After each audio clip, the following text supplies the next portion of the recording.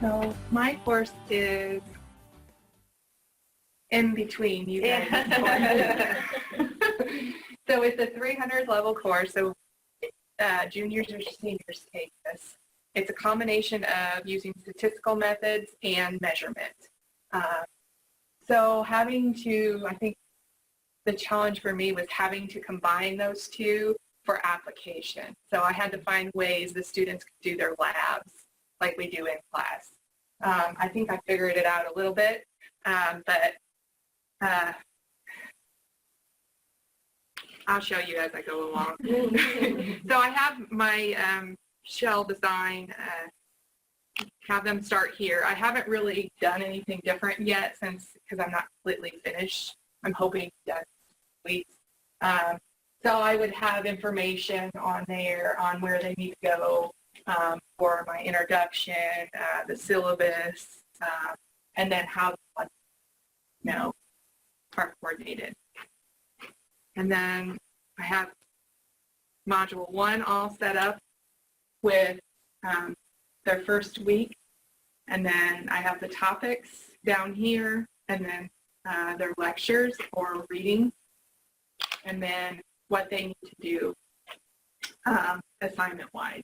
So I have quizzes, I have discussions for them, and then at the end of the whole module, they take an exam, which yesterday I actually learned how to format a Word document into Blackboard, which took me 2 hours, but not that directions. I went to the distance learning site and I found it through testing, and that converter worked better than the other one. Okay, good. So I do a lot of mine, especially the math ones in Excel. Copy paste it into Notebook and pull any tabs out that I don't want it there, because everything in Blackboard is tab eliminated. Yes. And then when you do that and save it as a text, yeah, pull everything in. I'll have to see if I can find this in the notebook, but there is one out there that tells you how to create all of your quizzes external to Blackboard and import them in. So like MC for multiple choice, there's a and that's what I did. FID. Yeah, but then it didn't. There was a major error, and then I followed some other directions from the website to this learning, and it ended up working. Okay. So I got exam 1 posted. We just have to, 3 more to go. Yeah. It's about a 20-page, 10-page PDF file. Okay. But I have a title each of the different types of questions that Blackboard do, as well as how to format the question and the answer to pull in all of that. Yeah, that would be nice. We'll probably have that for our website. No, I think it's coming from some university. So one of the things that I made up for the assignments was an aha moment. So at the end of the module, they will answer 3 or 4 questions that I have written down on a wiki, just so they can summarize what they learned, what they didn't learn, what they had problems with, how everything flowed from one module to the next. And so by the end of module 4, they should be able to summarize all 4 modules. My lectures are all in VoiceThread. I haven't done a course introduction. I'm going to put an overview of the course, a video, which I don't want to do, but and so I have it set up in folders. So for each topic, so like for example, topic 1 will have what they need to do. So they'll have to read chapter 1 and then do lecture. Look at lecture 1 and then take the quiz for that topic. And then they'll go back, and the same thing is for like topic 2 or 3 or 4. And then at the end of the module, we have this wrap up. And I actually just, so we have supplemental material through the book. And then I have this video interview assignment, which basically they're looking at a video of a professional in their field that I pulled out from the textbook, and they're answering these 5 questions. And this is through a discussion board. And then once they've answered those 5 questions, they're going to wait until the rest of the class posts theirs, and they're going to answer the 4th and 5th question on one of their classmates. So it's kind of like a little discussion trying to utilize, measurements, how it's important, and what skills you need for that profession. I just came up with that today, so. I have a rubric. I don't know, it didn't show up on here, so I don't know. The rubric was linked on the bottom, but maybe might be linked here. Yeah, it's linked in there. I might do that.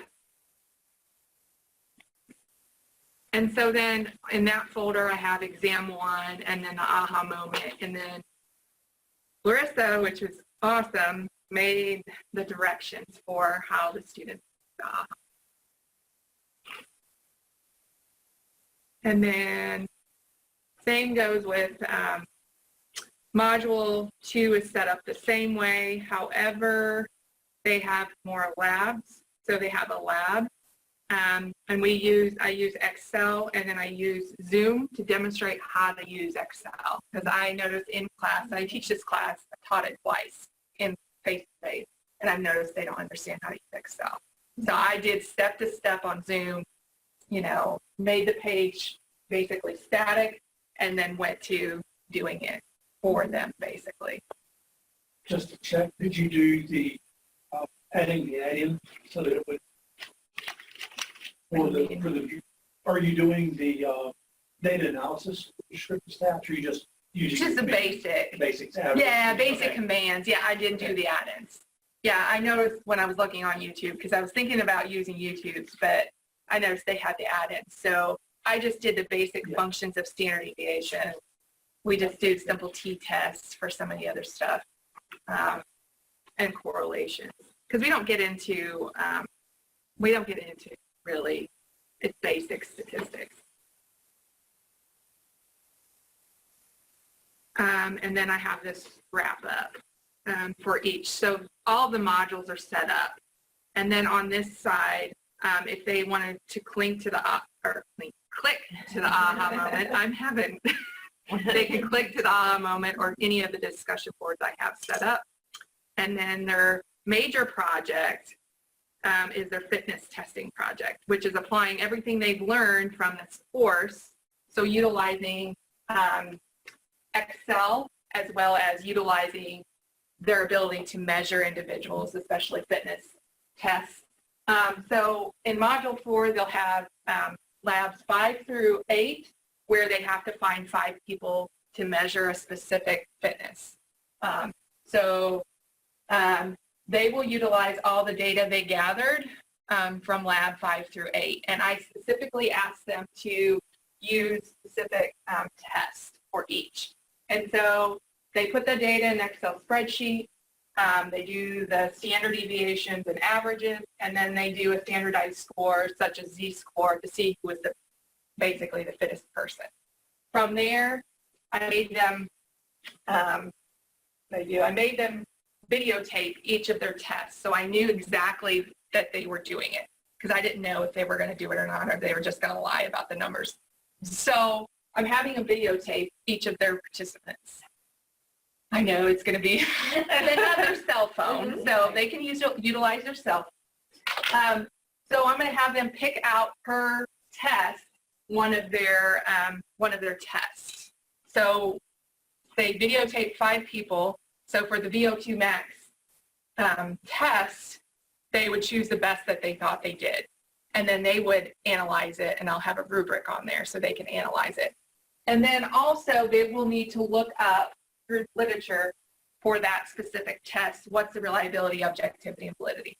And then state what their weaknesses and strengths are for each of those tests and how they can improve on it.